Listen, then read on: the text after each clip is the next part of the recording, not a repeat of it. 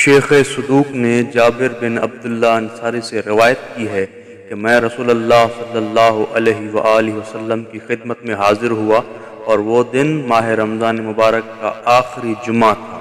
جب آن حضرت صلی اللہ علیہ وآلہ وسلم کی نظر مجھ پر پڑی تو فرمایا کہ اے جابر، یہ ماہ رمضان کا آخری جمعہ ہے، بس ماہ رمضان کو الوداع کرو اور کہو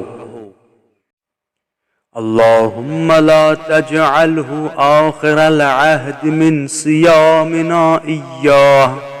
فإن جعلتہ فاجعلنی مرحوما ولا تجعلنی محروما۔ اے اللہ، رمضان کے اس مہینے کے روزے میرے لیے آخری روزے قرار نہ دے،